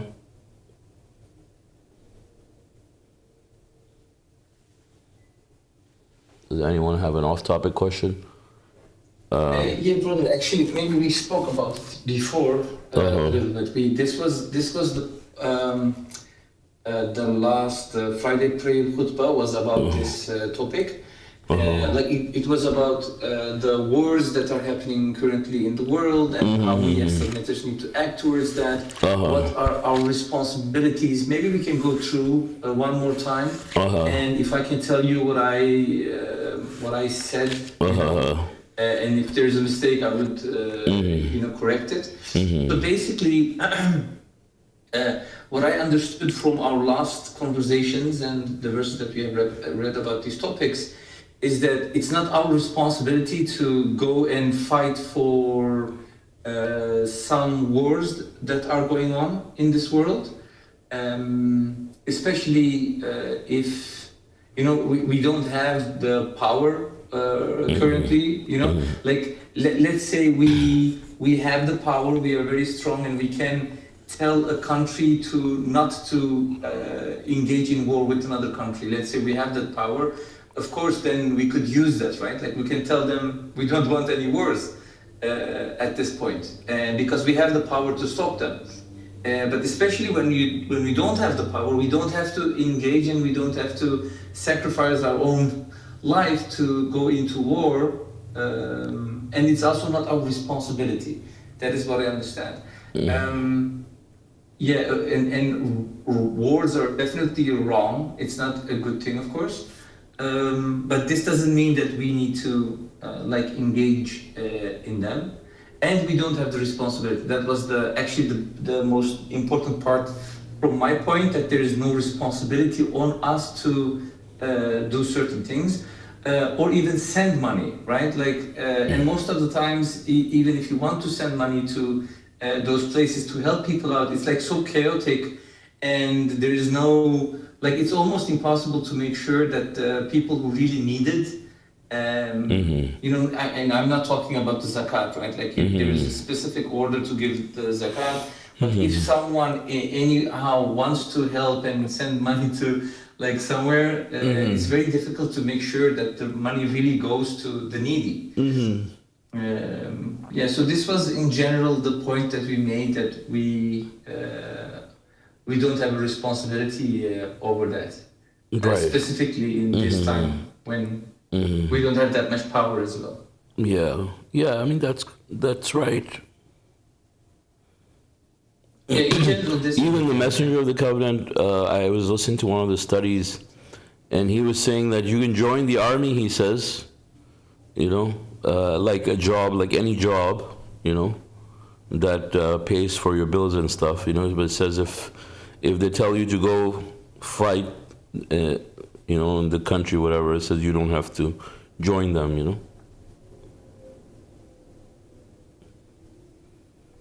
Yeah, you don't. Yeah. Yeah. And if you are forced, Yeah. like for example in Turkey, you are forced to go to the army. You can say it's against your religion, you know, and seek asylum in another country. Oh yeah. Yeah. Or if you can't, you. Yeah. Oh, okay, then you can also. Yeah, there was one Turkish person actually. Remember? His doctor, his free lawyer, you know, suggested that to him, and he actually liked that idea. Instead of saying he was a submitter, and he's, Oh, I remember. But they wanted evidence for that, like real evidence. evidence for Have what? you heard about it? Like evidence for the act of being that. Being in the war, or No, being forced? Oh no, are we talking about the same thing, brother? Yeah. Like, so someone who they want to force them to join them, like you said in Turkey, right? To join the military, train for the military. If Or you're, something. yeah, so if you're homosexual, then you don't have to. Oh no, not homosexual. Oh, it's something else. No. It's not to do with homosexual. It's saying like, for example, you know, if you're in Turkey and they force you, but it's against your religion, you don't agree with it. You know, so you there's no other way around it apparently. So you can go to another country and seek asylum. So that's what this person did from Turkey. Instead of seeking asylum as a submitter, you know, this person wanted to be so honest, you know, that they. I remember it was something so silly. Like, no, I want to be honest, and I'm like, no, so you're not really lying. And then they, when it came to this thing, then they decided that they are going to, you know, say that they were being forced to join the army, and so now they fled because of that, and that to me was a total lie. But they had no problem doing that. Yeah. Okay, man. Yeah, you know the person I'm talking about, but anyways. Yeah. Anyways, so yeah, that was that. And what was the other? So there was another question from Brother Nizam. You still have the other question about the other verse? I also have another off-topic thing I wanted to discuss. Actually, I noticed someone on YouTube asked that question in one of the previous studies, so I thought we can discuss it maybe in the off-topic section as well. So I guess if he doesn't have the other question. So this person I noticed, this person asked a question, I think maybe it was based on my last study. They said, why do you say, they said, is circumcision mentioned in the Quran? Why do you say that it's prohibited? So my counter question would be, does it say in the Quran that, let's say, you can, anything about chopping off the fingers of your children, you know? And why would you? Why would you say it's prohibited? You know, because same reason you think, you know, it's prohibited to cut any part of their body against their will, right? To not cause someone suffering, pain, or irreversible damage to their body. You know, it's an act of aggression. It's an act of violence, unjustifiable aggression. You know, they didn't do anything to deserve it. And it is their God-given right, you know, that whatever God has given them. And we're supposed to respect people's properties and their rights, and, you know, their right to have their own body as their own, you know, blessing from God for them. You know, you can't take a nose or an ear or part of it, for that matter, from anyone and permanently disfigure them. I mean, these are not nails or hair, for example, that just grow back, right? We're talking about permanently disfiguring a person against their will, right? And so That's the anybody big- to say that it's not prohibited, like, they don't understand what submission is. Like, you're not supposed to hurt an animal or a person, you're not supposed to have a hurting thought about a person. Imagine God says even a little bit of suspicion is a sin, right? And you're saying, okay, me going and cutting off a part of a person's body and disfiguring them for life is not a sin? Of course it's a sin. And it's a sin because Satan even says that I will command them to destroy God's creation. He will command his followers to mutilate. Satan says that clearly, right? It wouldn't make a difference if he says, I will command them to circumcise their children even, it's the same thing. Distort the creation of God. And it said God created us in the best design. Yeah. And especially, it's a satanic ritual. Yeah. It's so satanic. So this, it's a complete violation of free will. Like where was I when I was consulted? Was I consulted on? I mean, that's they're taking control of somebody's will and when they're vulnerable. I mean, it's very gross act of unjustifiable aggression for no reason. Yeah, other so than what they follow what their parents taught. Every kid is terrified, for that. Yeah, so You see things on the news as well, that kind of stuff. They follow what their parents taught. That's the whole. I mean, that's why my parents. That's what the Christians do.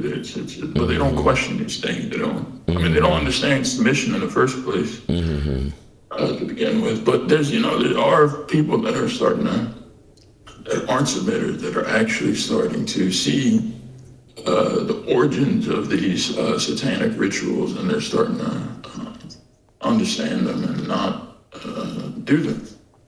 Which is good. Yeah, I want to say that the Satan is very clever, and the argument about circumcision has shifted, so he shifts his arguments, to try to keep the people confused, right?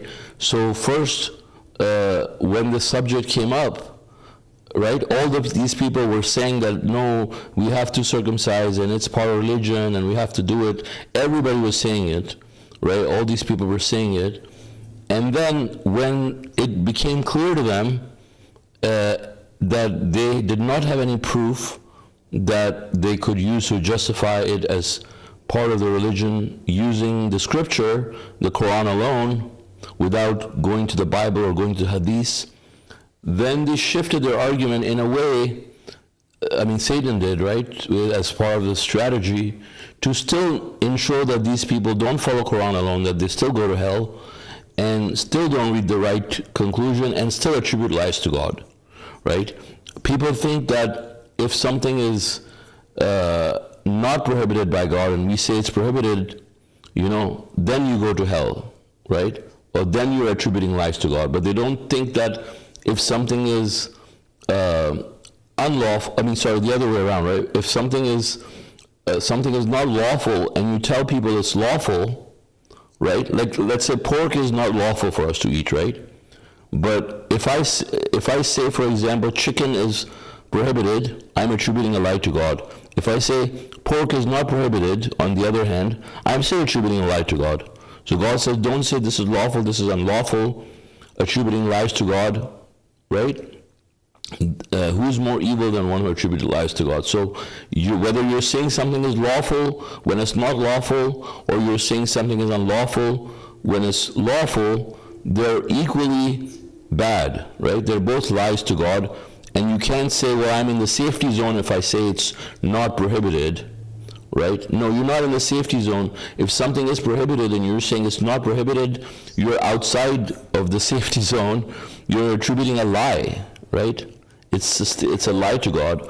And so the argument is now shifted by saying that it's not part of the religion, which is like 90 or majority of the people, right, except from the circumcisionists, quote unquote, from like one particular community, all of these people are now saying that the reason why we're wrong, our position is wrong, is because we are prohibiting circumcision. Why are we prohibiting circumcision when God does not prohibit it and stuff like that, they're saying, right?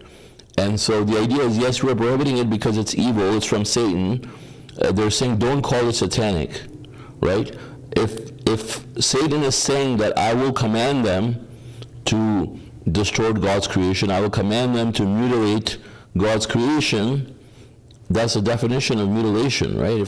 And he's mutilating, he's saying, like, he could say so many things to God in that verse, or God could say so many things about Satan, right? But this is specifically mentioned, part of it, that it's an evil behavior to mutilate God's creation, right? Otherwise, why would Satan say that, right? It doesn't matter if it's circumcision, it could be a different kind of mutilation, right? But you're permanently mutilating a person against, their will, even, like they didn't even agree to it, and you're doing it, which is even worse, right? And so you can say, and when you're saying, well, it's not in the Quran, so I can do it. So it's not in the Quran, for example, that you can chop off the toes from your kids if you want, right? And then because it's not mentioned, can I say that I can do that? You can't prohibit that, brother, because now you're inventing prohibition about chopping off toes. Don't do it. Yeah, I mean, God says all it's not in the Quran. Yeah, God says all bad behavior is condemned by God, right? You committing any behavior that God says is evil, or it's hidden or not, even something as a hurting thought you could have about another person, that's a sin, because there's a victim, right? There's a definition of sin as, if there's a victim, there is a sin, right? And so who's the victim here? The victim is the person who ends up being mutilated against their will. And we know the other part of it that we touched, obviously, is these people don't believe that God created his creation perfect and everything like that, right? But for people to say that we can't prohibit it or we can't say it's satanic, of course you can. And also you can say it because God says that this hadith and sunnah are satanic innovations, right? And so when people are following hadith and sunnah, when they're following the things in the Bible, which they can deny it all they want, but the reason why they're saying it, either it's because they believe it's in the Bible, or they believe it's, something that Abraham did, they call it the sunnah of Abraham. That's why they use the word sunnah all across South Asia, Turkey, Iran. They call it the sunnah, or sunnat, right? Depending on how they say sunnah, right? So literally it's called the sunnah of Prophet Abraham. And so they still think that sunnah is not from Satan, right? So this shows that they're not guided by God, right? And they're just following each other, Someone comes up with that, like, oh yeah, that makes sense. Wow, you're such a genius. I see, yeah, these people are not guided. We will not join their Quran studies. Exactly. Good point. Yeah. Yeah, I mean, if they even had, it's very straightforward. Yeah. All the points, and it's very. But people make it difficult for themselves. I think most people do, and. Yeah, and this whole thing, I'm going to be very blunt about this, right? This whole thing on all these people that are on Discord right now, the person who, one of the people at least who moderates it, his name is Peter, he has, they have their website called Quran Talk, right? And they promote circumcision on that website. They have articles and podcasts that are on, I think also on YouTube. So they have like one video and I think 2 articles now that are promoting circumcision and saying it's part of the Quran. And they have no problem supporting this person and joining their studies, right? So all of that is attributing lies to God. This is God says the most evil thing you can do, and certainly as a submitter, if you're doing these things and you're being reminded and you don't care, like, which in this case this person was reminded several times, you know, and even he goes around and tricks people into thinking that he's against it by saying, no, yeah, it's not part of the religion, so people think it's not part of the religion, but then they don't know that he still says it's part of the religion by saying Abraham did it and it's in the Quran, according to him. So, you know, just the fooling people, fooling himself, and trying to fool God, right? As the classic example of that. Surah 18 says, there's divine intervention. The subtitle, it says, who are more evil, verse 57, who are more evil than those who are reminded of their Lord's proofs, then disregard them. Yeah, and they're saying exactly the same thing that this guy Abdullah from Masjid Tucson promoted, right? He was the first person who did it, and he ended up dying with cancer, right? So, like, I would expect this similar kind of fate for a person who's doing the same thing, right? After him, the only person who's promoting it online, like on their website specifically, is this guy also, right? And you can see the scale of damage that these people cause, right? It may not look as big, but then you see people coming out and saying, repeating those things, right? So they misguide a lot of people and misguide themselves. But I think a lot of people in Africa are really brainwashed into, you know, believing in circumcision as well. You know, like their tribal culture and stuff kind of reinforce it on top of it. So it's hard for them to think that it's part of the religion. I mean, it's not part of the religion, you know. So I saw that comment and I thought, well, maybe we should talk about it more, because it doesn't matter how much we talk about it, people still end up saying that we're saying something alien, you know? Like, you have to use your brain, like, damaging a human being, another human being against their will is definitely prohibited, you know? Yeah, someone just made a comment on YouTube, Zach. He said, please provide a verse. He said, please provide a verse in Quran permitting circumcision. So there isn't. I think he's saying to his point, you know, there's nothing advocating the mutilation of, you know, children without their consent. You know. Who's that? Zach. Zach. Yeah, Zach. Thank you, Zach. Mashallah. Yeah, mashallah.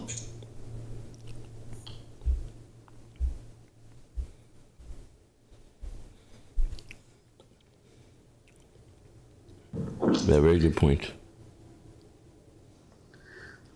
Yeah, as far I remember, you know, they changed their vision, Afternoon belief prayer. of the version. Oh. I think they said now it's not for the submission.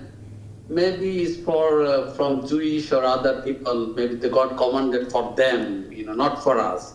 So now they are changing some kind of thing. This kind of, you know, that's how I heard from one person who follow him, you know. Yeah, even that is a lie, right? So still lying about God, you know.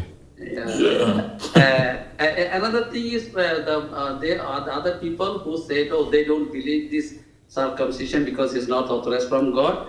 But what they are saying, you know, even so, they are always, try to convince me because when we are praying, so we are not doing circumcision there in the prayer, you know. So because we are praying God alone, you know, just praying like we say La ilaha illallah, no prophet name, blah blah.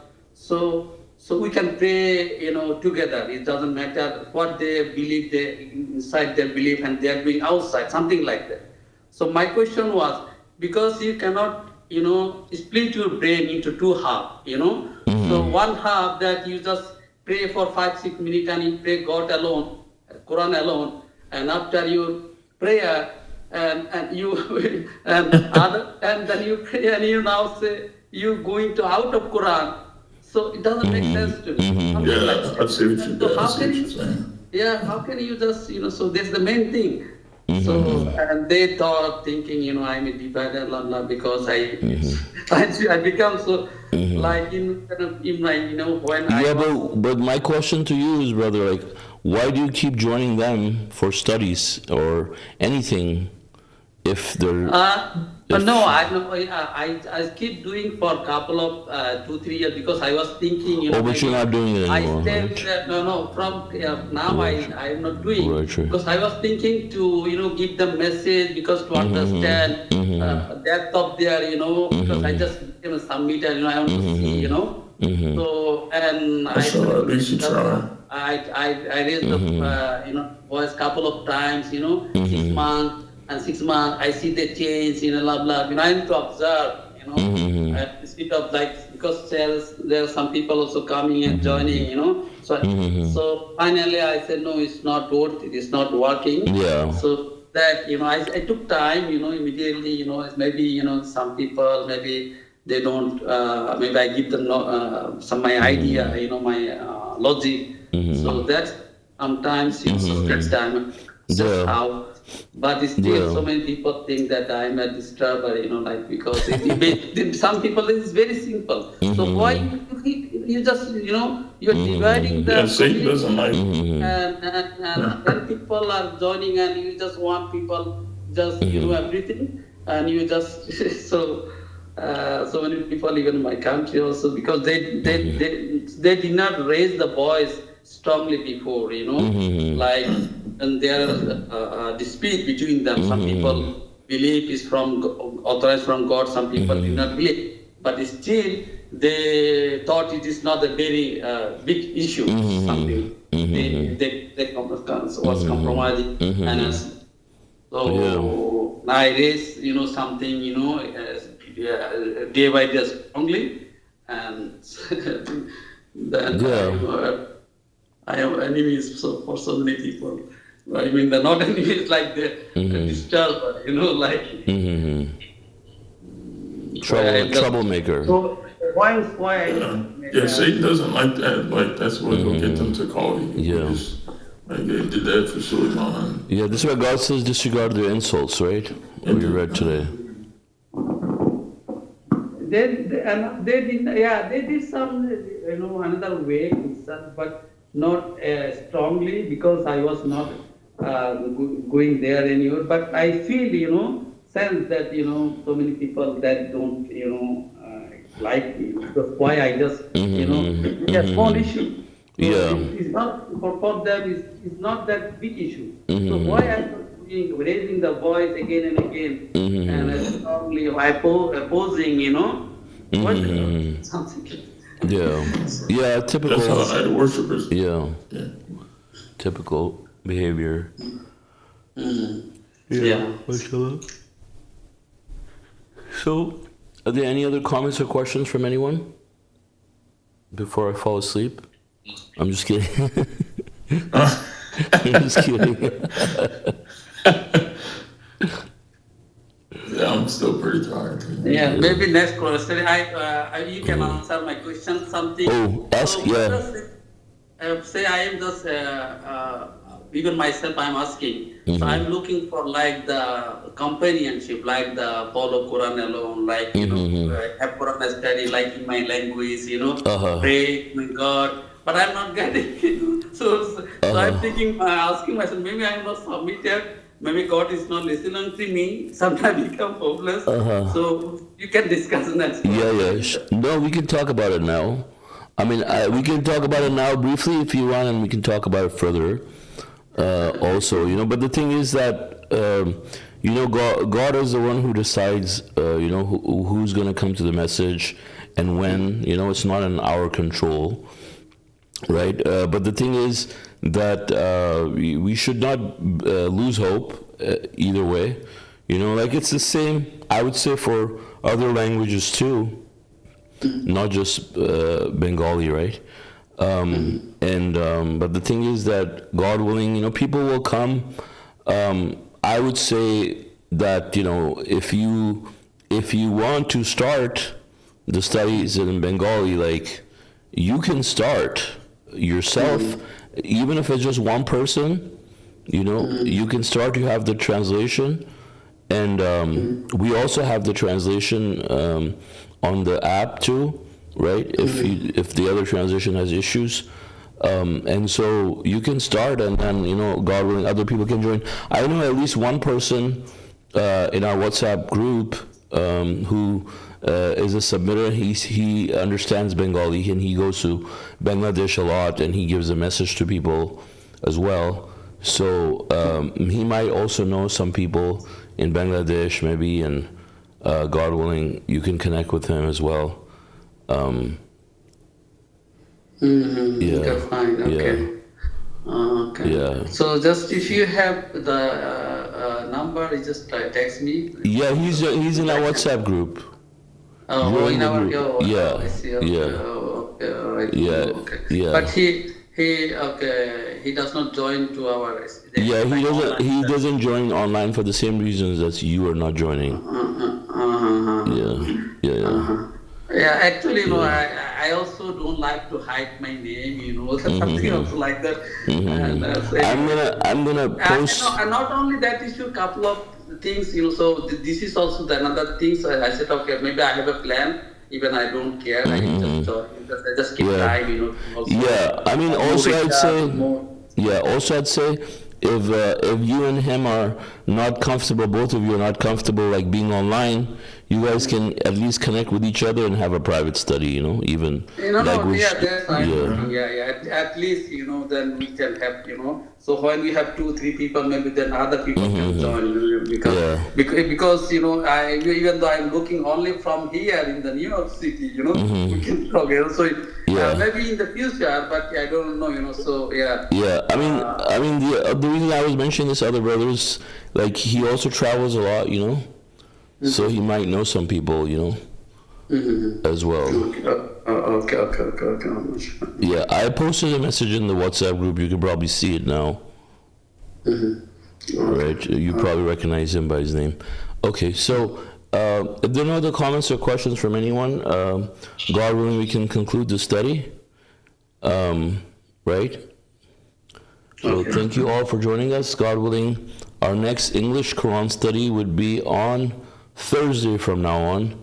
And God willing, it will stay on Thursday. It will not be shifting from Tuesday, Wednesday. We have the Turkish studies now on Tuesdays, so we're moving this one to English study to the Thursdays. And God willing, it will be consistently on Thursdays at 1 p.m. Pacific time. And God willing, all of you have a wonderful weekend. God bless you all. Assalamu alaikum. Assalamu alaikum. Thank you.